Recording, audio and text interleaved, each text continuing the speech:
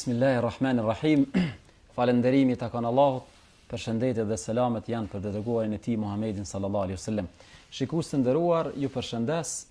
Paqja, bekimi dhe mëshira e Zotit qoftë mbi ju. Mirë se vini në emisionin e radhës Ndriçoj jetën tënde.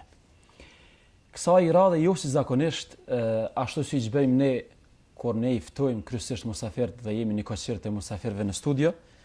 Kësaj radhe musafiri është një koqir emisionit Ndriçoj jetën. Jemi në një konak të Drenicës tek një hoxh shumë i respektuar, Korab Efendi Hajra. Hoxh Efendi, selam aleikum, përshëndes.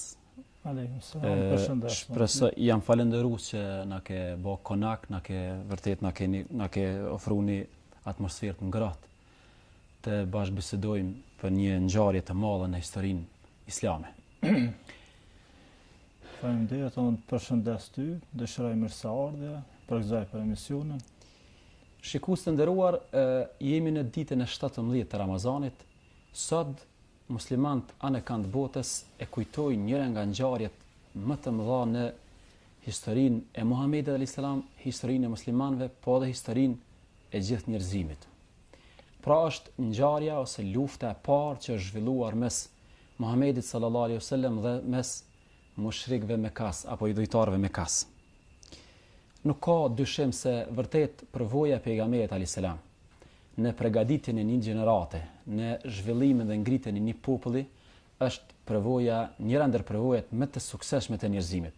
Prandaj është vërtet e kënaqshme dhe është edhe obligative që ne si musliman vazhdimisht të shkoqisim, të analizojmë përvojat e pejgamberit sallallahu alaihi wasallam në ngritjen e një populli.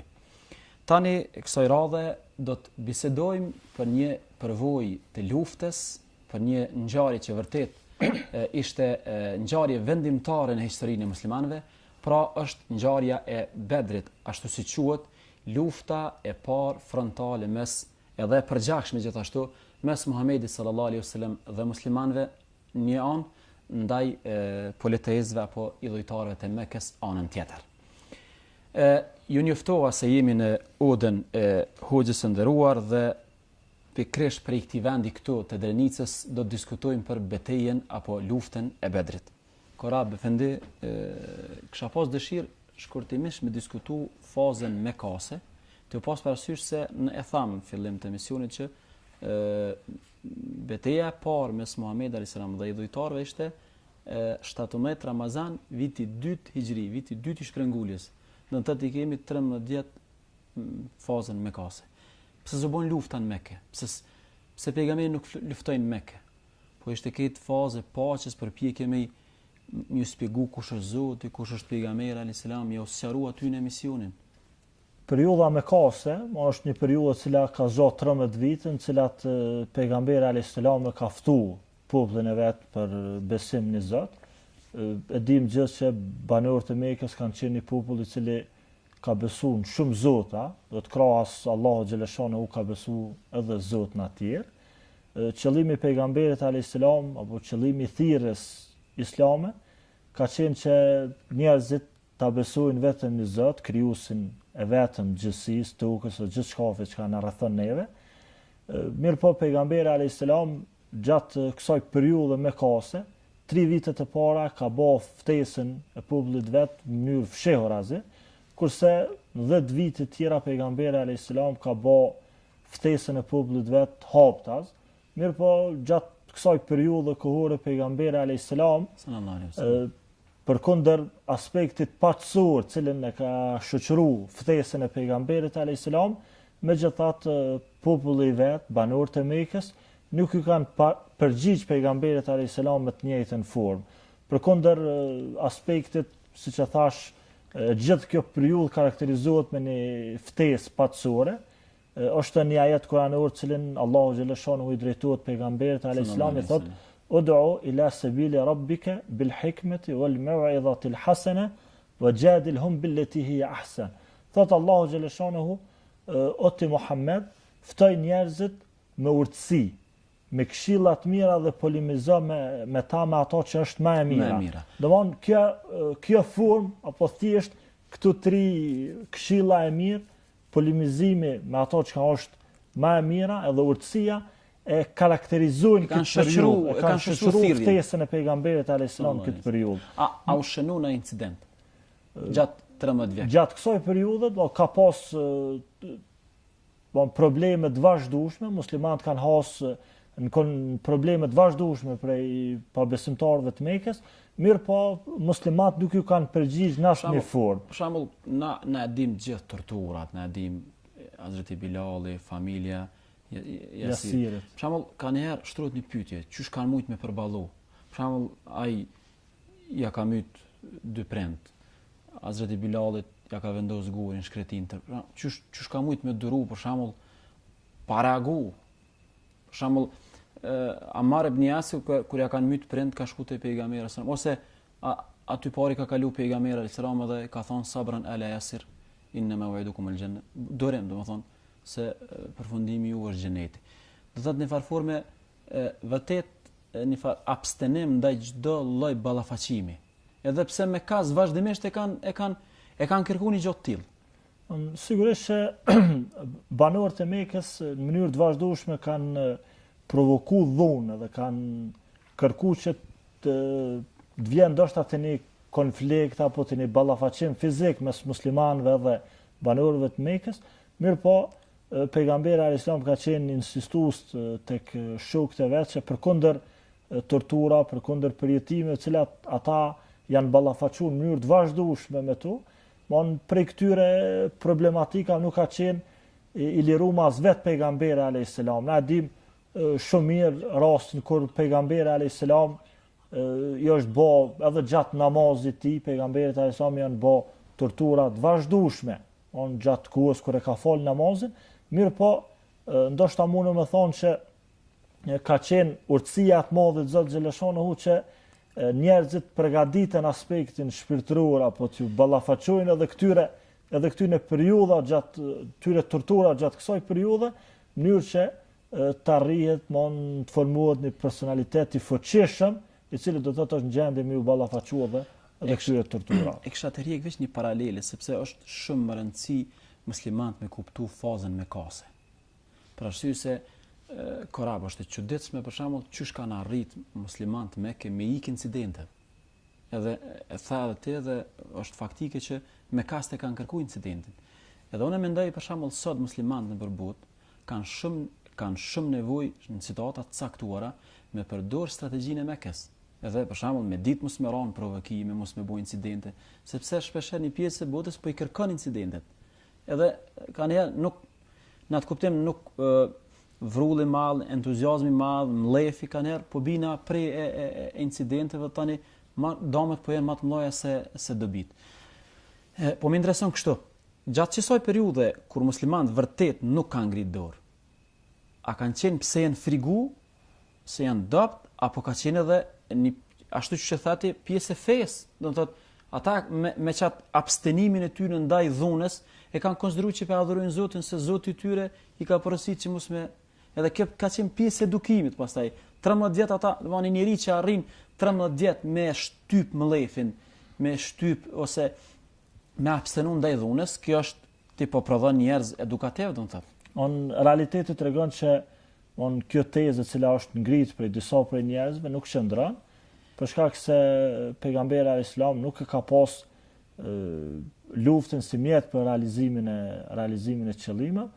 Edhe vetë historia islame dëshmon që pejgamberi alayhis salam gjitha ekspeditat dhe gjitha betejat në cilat ka marrë pjesë, numri i të vrarëve, për gjitha betejat pejgamberit alayhis salam ka qenë shumë i vogël, mbas disa dhëna të cilat unë i kam tregon që dikun 400 veta kanë vdekë edhe nga muslimanët edhe nga ju muslimanët në betejat e pejgamberit alayhis salam. Do të thotë kjo shifër betejat që ka marrë pjesë pejgamberi alayhis salam. Gjitha betejat, veç 400 vjet janë vdekë. Vetëm 400 vjet kanë vdekë prej muslimanëve dhe prej ju muslimanë, ballafaqimet që ka pas pejgamberi alayhis salam.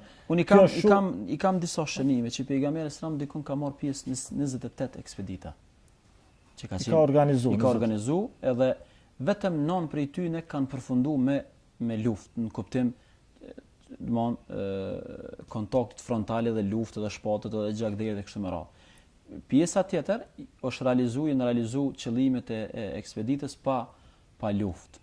Sigur Tebuku, sigur çlirimi i Mekës, të cilat faktikisht ka qenë ekspedit, ka qenë përgatitje për luftë, po ka rezultuar me paqe dhe ka arritë deri te marrëveshja.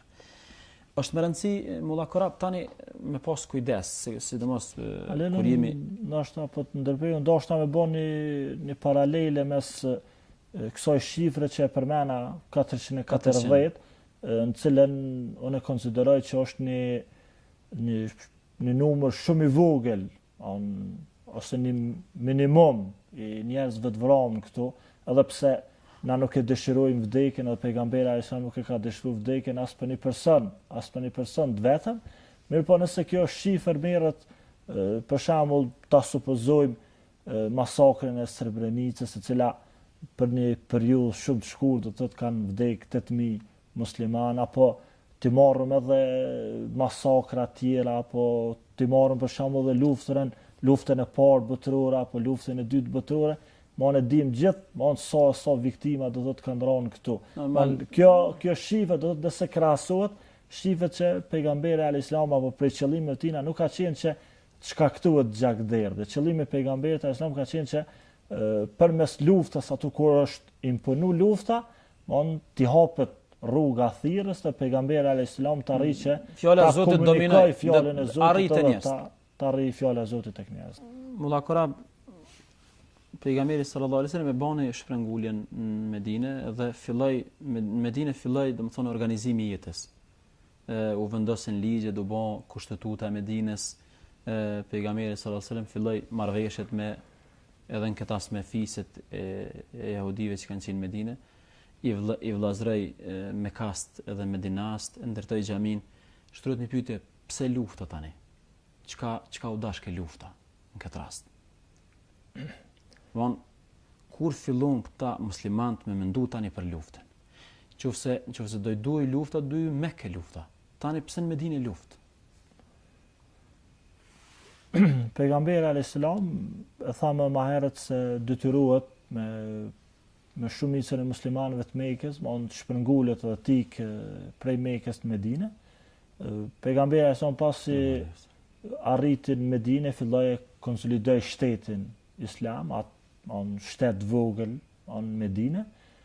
Pejgamberi alayhis salam filloi të krijojë edhe raport edhe me fiset edhe me banorët e Medinës, ata cilët nuk ishin musliman. Mirë po, përkundër kësaj, banorët e Mekës fillon mos ndihen rahat prej prezencës pejgamberit alayhis salam, dhe fillon me konsideru prezencën e pejgamberit dhe forcimin e pejgamberit alayhis salam në Medinë si një lloj kërcënimi për pejgamberin alayhis salam.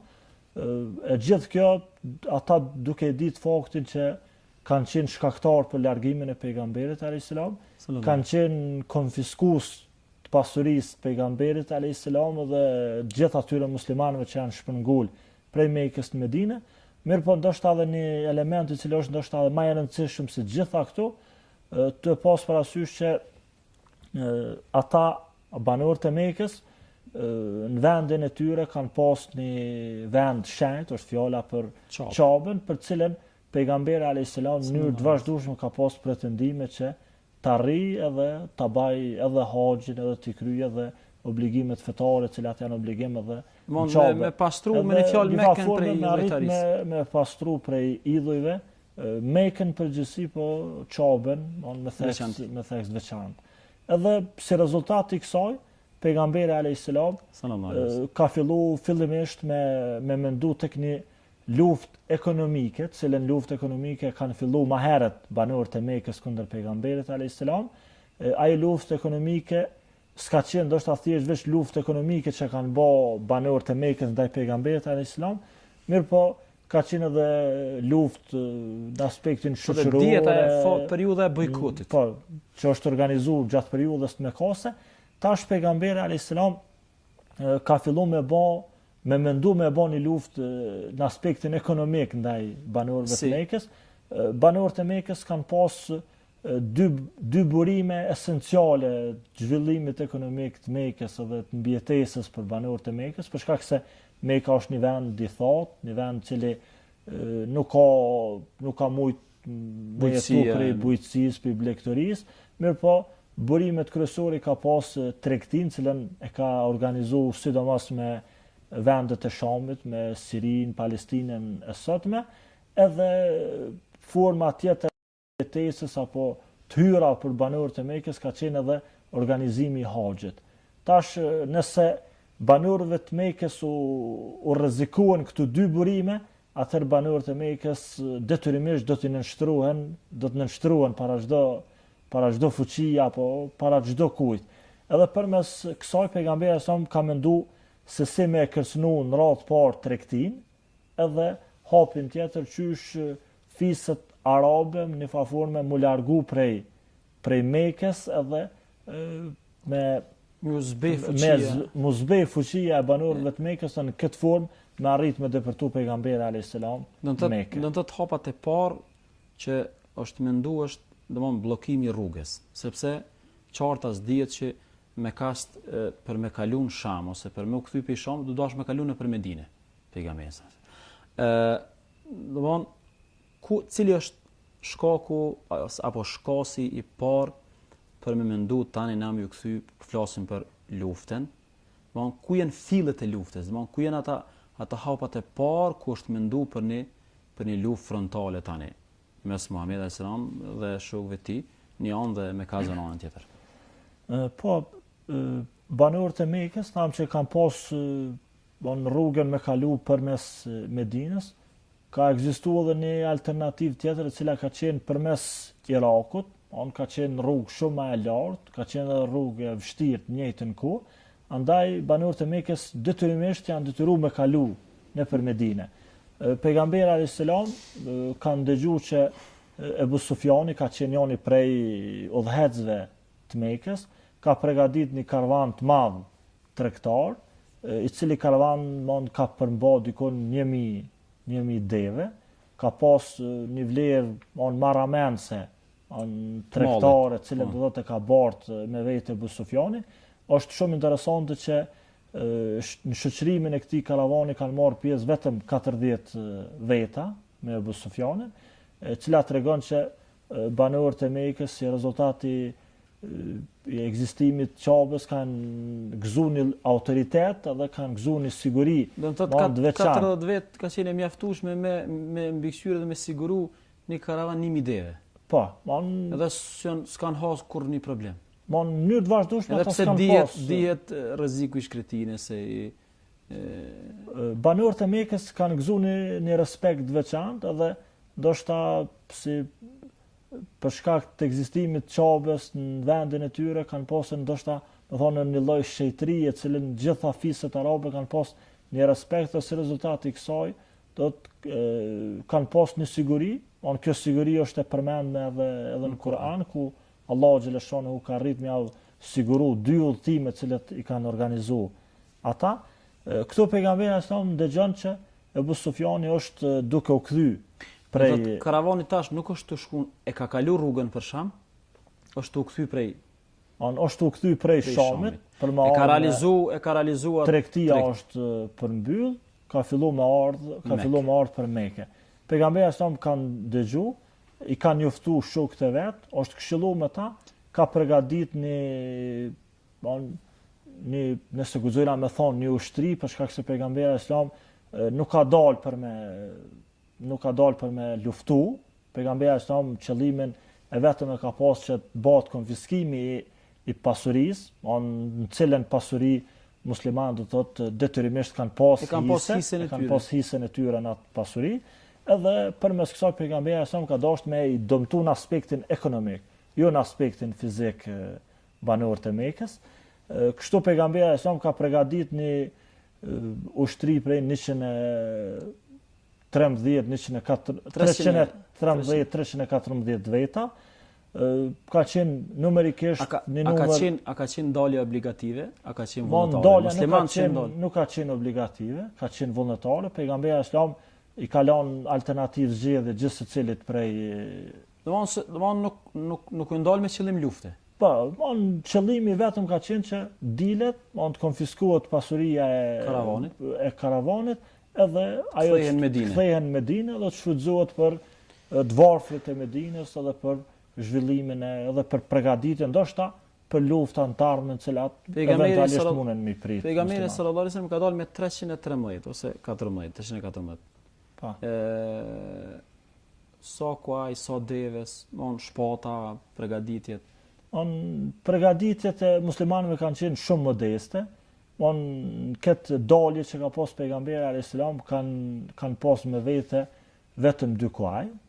Pejgamberi alayhis salam do të këtë numër 313 apo 314 veta kanë pas vetëm 2 kuaj. Gjithashtu muslimanët kanë pas me vete 70 deve, kanë pas me vete 60 mburoja me cilat do të eventualisht më mbrojt me ballafaqim, nëse vjen ndonjë ballafaqim eventual. Edhe këtu ndoshta është një urtësi ose një tregim interesant nëse përmendim ku musliman gjatë udhëtimit edhe vetë pejgamberi alayhis salam nuk kanë pas kafshë mjaftueshme që gjithë njerëzit për transport. Edhe 2 apo 3 veta do të thotë janë ndruar në mënyrë të vazhdueshme gjatë udhëtimit. Është një rast shumë interesant, ja vlen ndoshta me përmend, ku pejgamberi alayhis salam ka qenë së bashku me 2 vetë, me 2 shokë të tij, kanë pas një deve. Edhe në këtë rast ata shokët i kanë thonë pejgamberit alayhis salam që qëndroti në deve dhe na do të ecim. Pejgamberi alayhis salam edhe përkundër faktit që ka qenë pejgamber, ka qenë njëjtën kohë dhe udhëhec, ka qenë edhe komandant, pejgamberi alayhis salam ju ka thonë atyre se ju nuk keni as më të fuqishëm se sa unë për me ecë, po të njëjtën kohë nuk keni nevojë për shpërblimin e Zotit më shumë se sa. Në varfërme pejgamberi alayhis salam ka konsideruar veten me qenë i barabartë me gjithë secilin. S'ka dashje unë si lider, me pas një pozitë veçantë ose me jetu në standard më ndryshëm, po ka qenë prej njerëzve dhe ka jetu edhe ka zhvilluar jetën njësoj si gjithë njerëzit. Vendi ku muslimanët kanë pas me shku, apo për ku janë fillu për tek destinacioni për tek Bedri, është një distancë dikon 160 mila, që është largësia prej Medinës deri tek ky vend. Kjo po i bën që dikon deri 100 mila i ka rrah çdo njëri me ecë kam. Po, afërsisht. Nëse llogarisim se 3 vet kanë pas një deve dhe domthonë janë ndru pastaj ndërkohë. Musliman tani domthonë kanë dalë me konfisku mallin e një karavani i cili është u kthy prej Shamit dhe aty karavani i prin Ebu Sufjani me 1000 deve. Edhe dikon 50.000 dinar mbledh domthonë arin të asoj kohe. Çka ndodh tani? A muslimanët a konfiskojnë as se konfiskojnë? Tash në këtë rast Ebu Sufjani dëgjon që pejgamberi alayhis salam ka dalë me një numër të shokëve të vet, ka qëllimin me konfisku karavanin e tregtisë banorëve të Mekës. Ebu Sufjani në këtë rast porosit një person që të shkojnë në Mekë, të njoftoj banorët e Mekës për organizimin e pejgamberit alayhis salam, edhe që të përgatiten që ta shpëtojnë edhe ta mbrojnë karavanin e tyre. Ky person pasi që shkon në Mekë, ban sensibilizimin, e njofton banorët, alarmon gjendjen e cila do të ashtu përgatit. Në këtë rast paria e Mekës edhe është shumë interesante që në këtë organizim tash që kanë me kast nuk kanë mungu, shumica e liderëve apo paria e Mekës ka marrë pjesë në këtë organizim. Sikur flet që me kast kanë qenë e kanë prit, e kanë dasht konfrontimin, e kanë kërkuar sidomos elita e Mekës kanë dasht me shprehat mllëfin edhe me luftë ndaj pejgamberit sallallahu alaihi wasallam. Sigurisht, kjo ka qenë një shans shumë ideale tyre për me shprazat mllëfin e cili do të është grumbulluar ndaj pejgamberit alayhis salam, edhe shifet shumë mirë që Ebu Gjehli e ka një thonje shumë mirë ku thotë se nuk do të kthehem prej atje, do të pa qëndru 3 net në atë vend, pa e mpushtë pejgamberin alayhis salam, edhe pa e bën një lloj festimi, me festu, fitoren edhe humbjen e pejgamberit alayhis salam. Tash në këtë rast e kemi një skenë shumë interesante. Pejgamberi alayhis salam vazhdon rrugën me shokët e vet. Ebu Sufjani ka ndryshuar rrugën e Karvanit, ka marrë drejtimin e detit, edhe ushtria e pabesimtarëve dhe mushrikëve të Mekës ka filluar rrugën prej Mekës për me ardhë me ballafaqu për me mbrojt Karvanin. So ka qenë numri mekazëve? Numri mekazëve ka qenë 950 veta kanë marrë pjesë. Kanë marrë pjesë 100, kanë pas me vete 100 kuaj. Ka qenë një përgatitje goxha e madhe. Gjithashtu kanë pas, e thash më herët që muslimanë kanë pas 60 mburoja, këta kanë pas 600 mburoja me vete. Shumica kanë qenë mobilizuar. Mobilizuar dhe përgatitje. Për shkak se këta kanë dalë për luftë. Kurse pejgamberi alayhis salam me shokët e tij nuk kanë dalë për luftë. Unë kanë qenë me një përgatitje të lehtë, nëse guxojna me thonë, do të një armatim i lehtë dhe një përgatitje jo për ballafaqim ushtarak, po thjesht për konfiskimin e pasurisë të Karvanit. Kish më shumë një pyetje këtu korab. Nëse pejgamberi sallallahu alajhi wasallam ma vonë ka kuptuar që do të thotë po shkon drejt luftës në atë kuptim. Ka dalë me një qëllim me konfisku karavanin, po tani ngjarjet kanë ndrru. Karavani ka shpëtuar konfiskimit. Ebu Sufjani ka qenë strateg edhe ka ndrru rrugtimin edhe karavani ka shpëtuar. Tash pejgamberi gjinet para dy pozicione. A mu kthyn në Medinë edhe me lanë edhe karavanin edhe luftën, apo edhe mu mobilizu në atë kuptim, mu bodo përgatitje më të mira edhe me dalë në Bedër, në atë fushën e ku zhvillu lufta, apo pejgamberi nuk i ka ndru qëndrimet edhe ka dalë për me konfisku karavanin edhe me qatë përgatitje o fut edhe në luftë. Jo, unë mendoj që pejgamberi islami ka pas dy alternativa. Mirë po, alternativa për mu kthy në Medinë nuk ka ekzistuar. Pejgamberi islami ka pas, për shkak se ka thonë inna Allaha wa'adani ihda ta'ifatayn. Allah më ka premtu mu njënën për këtyre dyjave, ose karvanin, ose fitore ndaj ushtrisë e cila ka ardhur për me pështu karvanin. Edhe në këtë rast pejgamberi sa nuk ka pas tjetër opsion. Këtu kanë qenë ose ndiqet karvani, ose ballafaqimi me ushtrinë e armikut. Në këtë rast është një, ndoshta ja vlen më përmend disa prej shokëve të pejgamberit sa cilët kanë qenë me të, kanë preferuar ndjekjen e karvanit.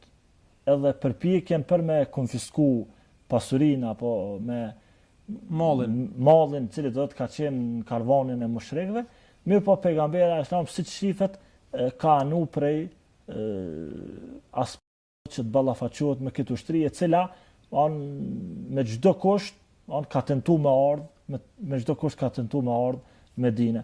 Ndoshta mundu më përmend si shkaqe se pse muslimanët do të thotë apo një pjesë e muslimanëve kanë preferuar karvanin e jo ballafaqimin me ushtrinë, kanë qenë që muslimanët parimisht nuk kanë dalë për luftë, edhe ndoshta kanë prituar një ballafaqimi ushtarak përderisa s'kan dalë parimisht për luftë. Edhe aspekti tjetër që muslimanët kanë qenë të varfër, muslimanët kanë pas nevojë që ta kenë një pjesë të pasurisë mbi cilën ndoshta do të ndërtojnë përgatitjen për betejat të mundshme të ardhshme të cilat kanë me qenë me. Në fakt edhe Kurani sinjalizon, domethënë wa inna fariqan min al-mu'minina lakarihun. Në grupi besimtarëve një farforme si janë të pajtimit mu bo lufta. Po më intereson korab, ndoshta Halil këtu kisha përmendur një element tjetër. Pejgamberi alayhis salam shifet që ka preferuar ju ndjekjen e karvanit. Mirë po pejgamberi alayhis salam nuk ka dhënë sinjale, mirë po nuk e ka shpreh haptas. Këtu mund të thonë që janë ndoshta dy shkaqe kryesore të cilat e kanë shtyr pejgamberi. Nuk e ka publikuar mendimin e tij se ose atë qëndrimin e tij për me ndjek karavanin. Nuk e ka publikuar këto. Nuk e ka publikuar, ka dhënë sinjale, edhe këto munden më përmend si shkaqe kryesore janë që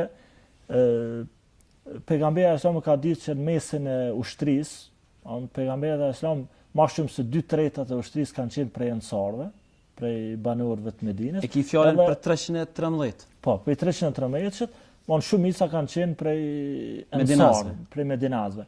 Edhe ndoshta medinast nuk I kanë pas ato arsyet e mekazve apo të muhaxhirëve që të luftojnë apo që ta ndjekun. Po se minimumi për shkak se këta nuk kanë qenë ndjekun, nuk kanë qenë të larguar prej shtëpia atyre, ka qenë tash pejgamberi sa ka dashur me marrë një lloj garance prej banorëve, prej medinasve që ata mbështesin pejgamberin alayhis salam.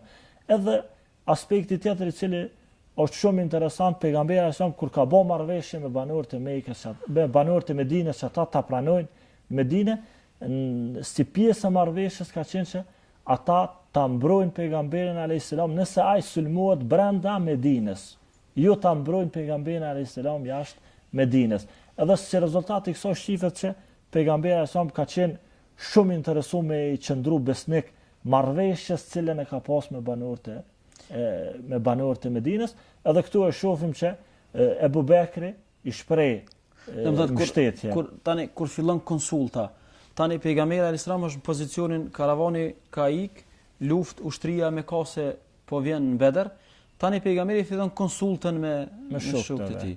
Edhe këtu faktikisht shprehet ajo që ti po pohon, domethënë Ebu Bekri mbështet, Hazreti Omeri mbështet, edhe ka qenë zakoni pejgamberit alayhis salam kur një pjesë e njerëzve ose elita e sahabëve kanë mbështet në mendim me ecë, po pejgamberi sallallahu alaihi wasallam dit eshiru alayya yunas, domethënë ka kërku ende mbështetje, sikur njëri nga Saad ibn Muadh që ka qenë lideri I medinasve, këtë rast është ngrit kom dhe ka thonë ja Rasulullah ti pe kërkon konfirmimin ose pëlqimin tonë.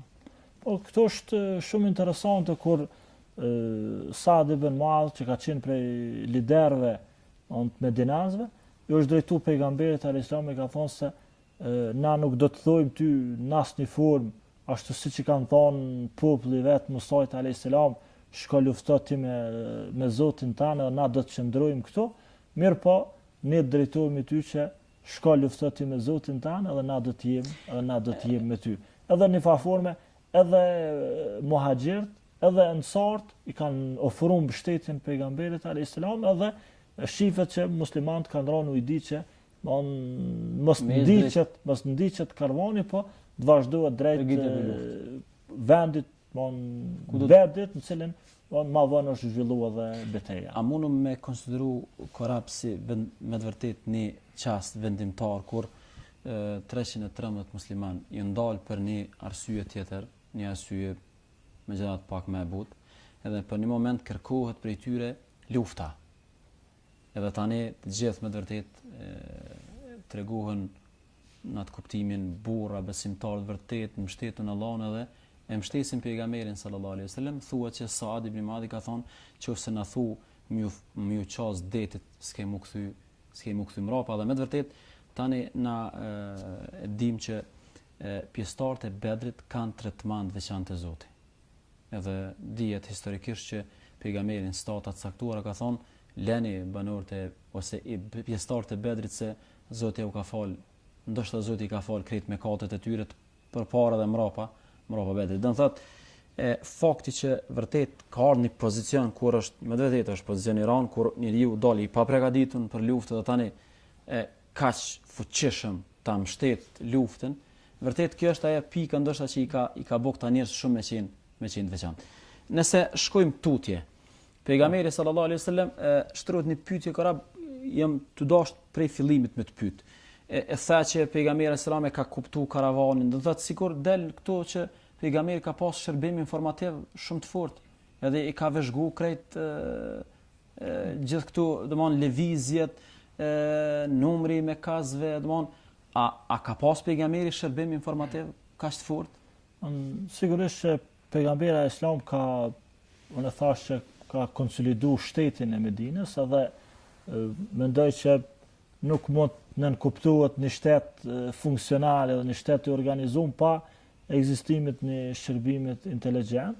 Në këtë rast edhe pejgamberi alayhis salam ka pas strategjinë e tij apo ka pas edhe mjetet e tij me cilat do të thotë e ka vëzhgu armikun, po në të njëjtën kohë I ka rujt edhe organizimet e veta I ka bën fshehtësi të plot. Është një detaj shumë interesant qysh pejgamberi alayhis salam kur ka dalë me muslimanët ka urdhëruar që të prihen ato komuna të cilat i kanë pas devet e shokëve të pejgamberit alayhis salam, në mënyrë që në formë mos të krijohet zhurmë dhe mos të hetohet se ka apo çfarë drejtimi po shkojnë ata. Gjithashtu e kemi edhe rastin ku pejgamberi alayhis salam ka dalë vet, është taku me një person afër Bedrit, edhe ka pyet, ka thonë se a ke ndëgjuar ti për Muhamedin? Ai ka thonë që kum dëgju për Muhamedin, ka dalë prej Medinës me filan ditën, edhe pritet se sot me qenë ai këtu në këtë vend. Ai ka qenë të biseduar me pejgamberin e sa. Këtu shihet që pejgamberi e sa ka qenë shumë interesuar me ditë edhe për shtypjet e tjerë që janë të e pa situatën, që janë të e pa gjendjen. Gjithashtu ka thonë se a ki diçka lajme për banorët e Mekës, ka thonë që unë kam informacione që banorët e Mekës kanë filluar dhe kanë dalë filan ditën prej Mekës, edhe ata do të jenë në një vend caktuar, cilin pikërisht kanë qenë banorët e Mekës. Gjithashtu është shumë interesante që pejgamberi e sa ka qenë shumë interesuar me ditë pavarësisht sa është numri i ushtrisë tani. Mekasve. Është shumë interesante e pyet atë personin e cilin e ka dërguar për me vëzhguar, i thotë se sa po therrën apo sa deve po i therrën gjatë qëndrimit për një natë, ai thotë se një natë po i therrën 9 deve, kurse natën tjetër po i therrën 10. Atëherë pejgamberi alayhis salam e konstaton që thotë që ka numri i ushtrisë prej 900 deri në 1000, me të cilat do të dhonat statistika tregojnë që numri i ushtrisë të Mekasve ka qenë 950 persona. Tani, do të thotë pejgamberi sallallahu alaihi wasallam vazhdimisht e ka vëzhguar situatën edhe, do të thonë, ka dashur të marrë informatat e sakta, numrin, ku është ushtria e Mekase, e kështu me radhë, derisa veç pejgamberi sallallahu alaihi wasallam i ka informatat që Mekas veç kanë mri fushën e Bedrit, ku do të zhvillohet betejë. Pejgamberi sallallahu alaihi wasallam ka mri fusha e Bedrit. E cekt më herët 160 mile prej Mekës, një fushë e cila ka qenë shkretin në atë kuptim.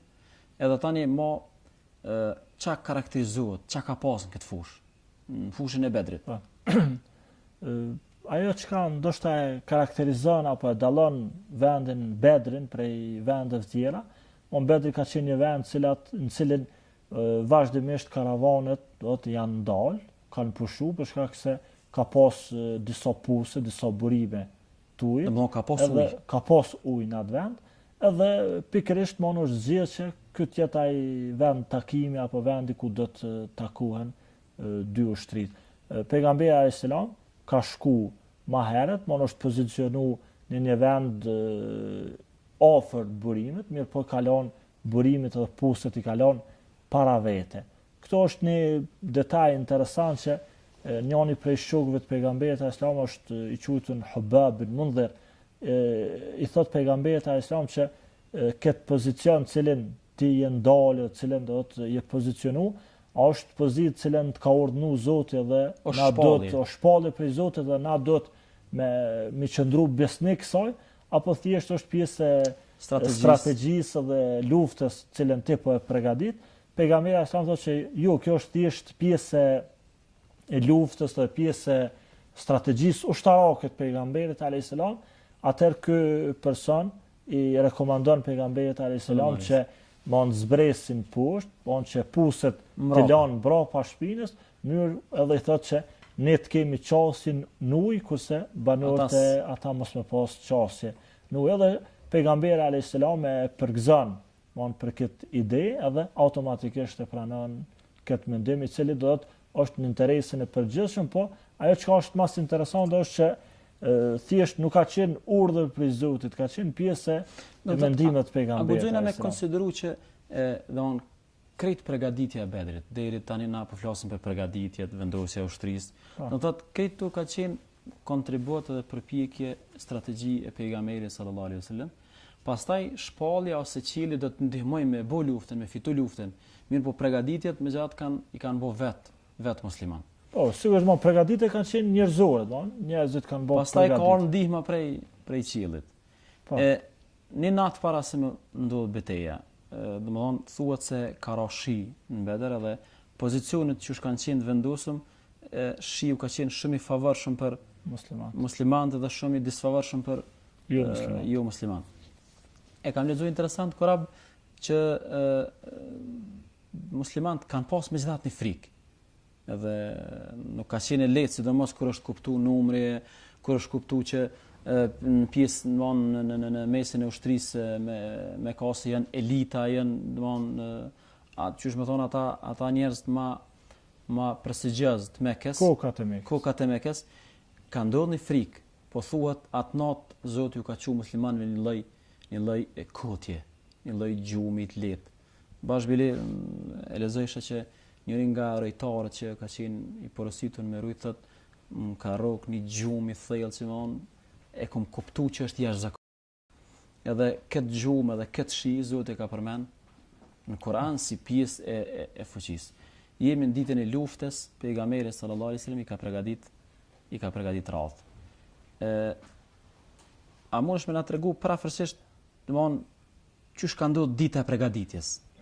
Çush në vendos ushtria, domthon, tani na nëse mundu me imagjinu një fush, edhe domthon njërën pjesë janë me kas 950 burra dhe gra ushtar, pjesën tjetër janë 313 musliman, edhe të dy ushtrit tani janë ballë për ballë njëra tjetrën, janë tu përgatit domthon para fillimit betejës. Po.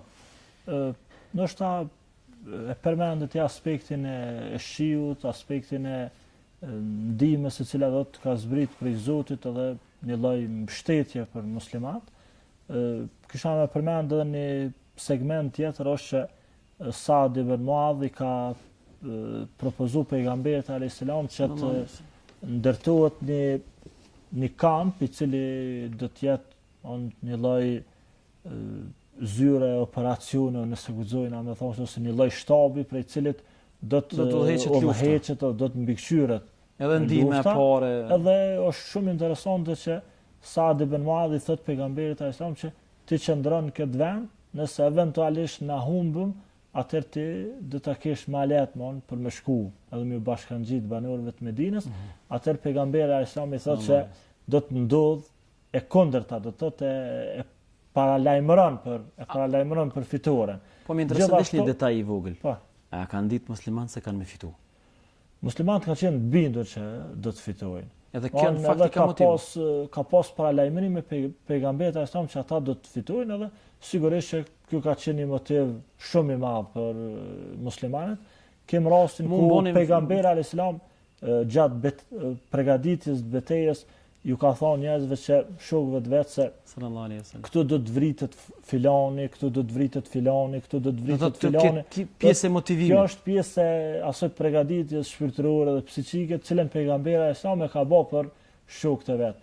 Edhe shumë interesant tregohet që asnjë plan, do të thotë, nuk ka lëviz asnjëri prej tyre me përpos në atë vendin cilën ku e ka përshkruar pejgamberi alayhis salam, dhe kjo ka qenë një lloj përgatitje që muslimanët do ta fitojnë betejën. E kam lexuar një ngjarje ndoshta. Edhe thashë më herët pejgamberi sa thonë që Zoti më ka premtuar njërin prej dyjave, ose karavanin ose plaçën e luftës. Fitoren me ushtri. Korab më ka pëlqyer me të vërtetë tregimi që pejgamberi sallallahu alajhi wasallam gjatë kësaj periudhe kryesisht i ka motivuar për xhenet. Edhe ndoshta këtu vret ajo zgjuarësia se ku duhet përdoren mësimet e Zotit dhe domthon cilat mësime duhet predikohen në vende dhe në pozita të caktuara. Domethënë kryesisht i ka motivuar me xhenet. Mbani shumë përshtypje një tregim kur ka qenë pejgamberi tu i rregullua ato radhë, edhe një sahabi disa herë ka dalë prej radhës ose prej rreshtit, dhe me atë rast pejgamberi sallallahu alajhi wasallam me atë shkupin e tij e ka shtyë, dhe me atë rast ai njeriu ankusim lëndove edhe po du me marr hakun. Atëherë pejgamberi alayhis salam ja ka zbulu pjesën gjoksin e tij dhe ka thonë, domthon goditëm edhe merre hakun, e me atë rast ai ka përqaf pejgamberin sallallahu alaihi wasallam, edhe i ka thonë ja Rasulullah, këtë që tu i bona me qëllim që të përqafoj ty, edhe po mdoket peni se do të vdes, edhe po mdoket se është dita e fundit e ime në këtë botë, e po do dëshirë lëkura ime me u taku me lëkurën tonë, edhe njëri fundit me cilën takona me qenë ti. Do të thotë deri në këtë shkallë sahabët ditë kanë qenë përgatitur, do të lidhur me Allahun, me pejgamberin, të motivuar, do thotë korab nëse guxojna me thonë në kuptimin material muslimanët, në kuptimin ushtarak s'kan qenë boll të përgatitur. Edhe domthon kanë qenë disfavor numerikisht me armë. Mirë po anën tjetër nëse e krahasojmë motivi shpirtëror, besimi, profeti, domthon ajetet e Zotit, domthon në këtë aspekt kanë qenë shumë kanë pas favor dhe kanë qenë përparësi. Qysh ka fillu beteja? Tani përgatitet u kryn, muslimanët pusin e kanë lënë mrapa, është baj rreshti i parë, fortifikata e parë. Thuhet që pejgamberi kanë gjesh shumë rreshtin e parë, edhe nuk u ditë çka ka pas ti. Qysh ka fillu beteja? Fillimisht do shta ja vlen me përmend që pejgamberi alayhis salam ka ndryshuar strategjinë e luftës, e cila ka qenë e njoftën te arab deri në atë kohë. Arabët kanë bë ballafaqim dy ushtrive, edhe kanë pas përpleshje individuale on ushtarët. Në këtë rast pejgamberi sa me ka bë sistemin e organizimit të safit, më parafërsisht sikur se safat namaz që janë të rregulluar, ashtu ka bë dhe renditjen e ushtrisë, e cila do të ka qenë një metodë e re për banorët e Mekës, për arabët në përgjithësi, edhe strategjia e pejgamberit alayhis salam ka qenë sulm pastaj tërheqje. Sulm, tërheqje do të çdo herë të mbajt, që të vi, që të saf cilën pejgamberi alayhis salam ka, edhe kjo ka qenë thjesht një strategji e re e cila është përdorur në luftat e arabëve. Mirë po, para kësaj apo para këtij ballafaqimi ka pas një ballafaqim individual. Kemi rastin ku 3 musliman janë ballafaquar me 3 prej muslimanëve. Edhe në filmin e pejgamberit shihet kjo. Është rasti ku këtu ka marrë pjesë do të thotë edhe Aliu edhe Hamza. E ma mërmenja që kjo ka atë kuptimin e vet ku pejgamberi alayhis salam 2 njerëzit më dashnit e vet që ka pas do të thotë i ka vendosur në këtë konfrontimin e parë, e cila tek arabët në formë ka determinu se si do të rrjedh beteja. Dhe në bazë të kësaj është në formë është përcaktuar dhe rrjedha e luftës së betejës pasandej. Edhe këtu e shohim që muslimanët arrin fitojnë, Hamza dhe Aliu shpëtojnë, kurse muslimani i tretë do të thotë i cili ka qenë vdes në gjoksin e pejgamberit alayhis salam. Pas kësaj fillon përleshja, edhe më fal vetë edhe një detaj. Ka pëlqyer shumë para betejës mos të harroj lutja e pejgamberit alayhis salam. Me të vërtetë lutja është interesant. Kur i ka ngrit pejgamberi alayhis salam durët, edhe aq shumë është lut. Edhe aq shumë është interesante lutja, o Zot, nëse ti sot lejon mu mbyt ky grup në tokë, s'ke mu adhuru mas sotit, edhe aq shumë i ka ngrit lut, saqë edhe Ebu Bekrit ju ka dhimbë pejgamberi alayhis salam dhe i ka thonë mjafton ja Rasulullah se Zoti ka më ta plotsu lutjen tonë. Po, kjo është shumë interesant. Pejgamberi alayhis salam e ka përsërit një pjesë lutjes vazhdimisht, ka thonë se Allahumma nasruka alladhi wa'adtani. O Zot, fitoren cilën ti ma ke premtu. Në formë Zoti ja ka premtu fitoren. Mirë po pejgamberi alayhis salam vazhdimisht e ka kërkuar dhe këtu është një element shumë i rëndësishëm përkundër përgatitjes, përkundër përpjekjes njerëzore, përkundër krejt asaj çka e bën njeriu, ndihma e Zotit është e pashmangshme, ndihma e Zotit, njeriu do të më kërku vazhdimisht ndihmën e Zotit, edhe ndoshta thjesht mundu me bën një ndërlidhje që pejgamberi alayhis salam jo thjesht vetëm i ngrit durt dhe mu lut, mirë po e ka përfundu punën e vet si njeri, e ka përfundu punën e vet si pejgamber, punën e vet si komandant i ushtrisë, e ka organizu në mënyrën më të mirë të mundshme, në bazë të kushteve të cilat i ka disponu, edhe tash nuk ka mbet kur gjë tjetër vetë se lutja dhe ndihma e Zotit. Jena në përfundim të emisionit do të shkojmë me disa pyetje kështu të shkurta. Domethënë ka fillu lufta, ka fillu përleshja, tani ka detajet luftës, kush me kanë ka luftu sene, mirë po përfundon lufta. Edhe kush fiton cilat janë rezultatet e luftës. Lufta përfundon, me laçet vinë mbas Kuranit, Zoti zbret me laçet ndihmë. Edhe me laçet luftojnë. Edhe me laçet do të thotë kanë qenë pjesë e kësaj lufte. Është e përmendur në Kur'an që Allahu xhaleshonu i ka ndihmuar me 1000 prej me laçe.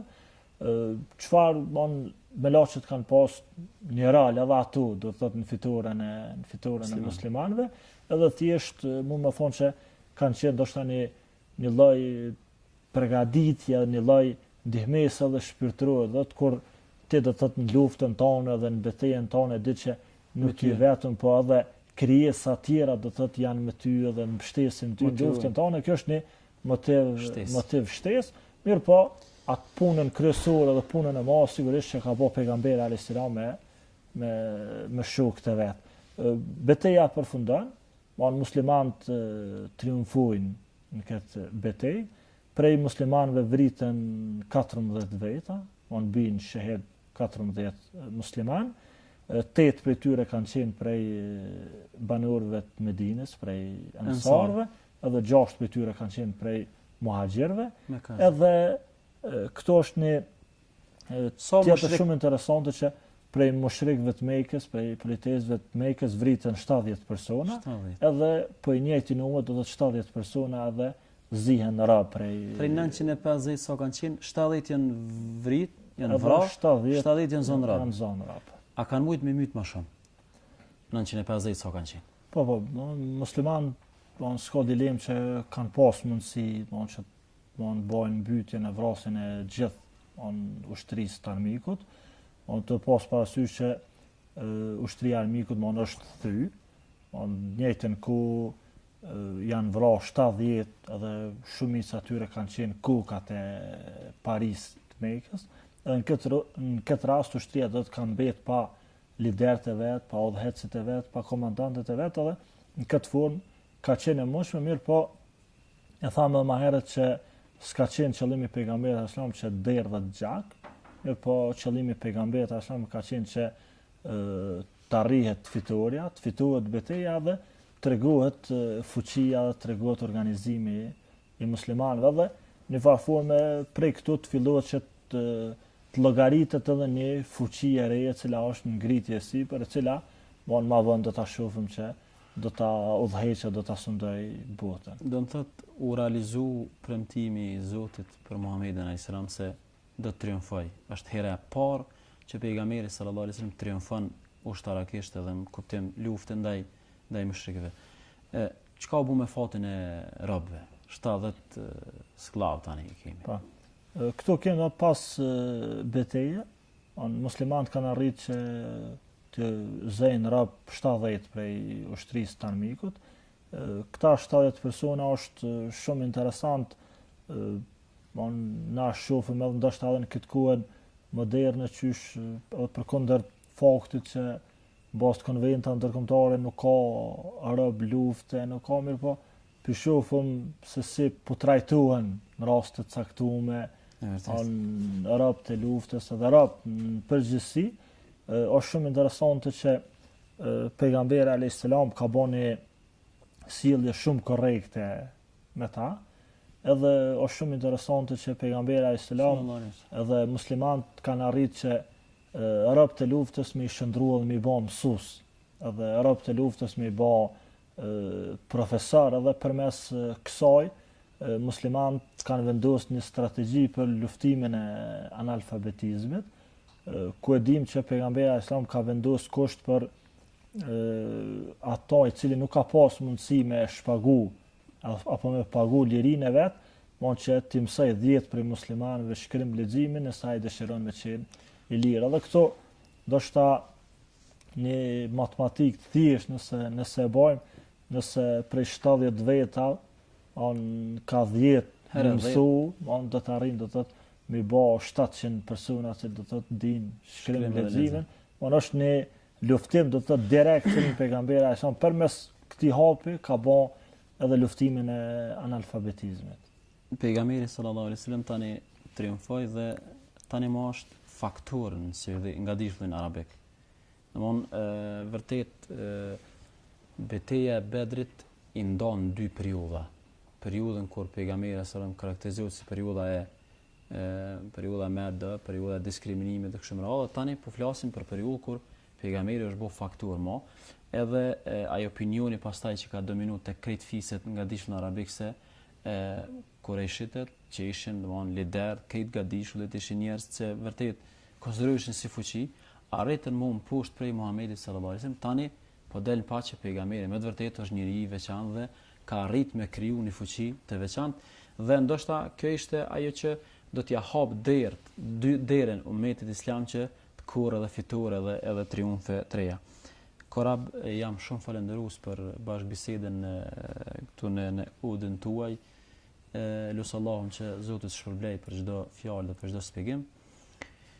Shikues të nderuar, derisa ishim duke folur për betejën e Bedrit, për luftën e Bedrit, sigurisht që qenurit musliman dhe ardhja e këtij islami deri në trojet tona këtu sot dhe mundësia jonë që të kënaqemi dhe të jetojmë me këtë islam, sigurisht që lufta e Bedrit dhe gjaku që është derë në Bedr nga ana e muslimanëve i ka kontribuar kësaj ardhje të këtij islami në trojet dhe në vendet tona.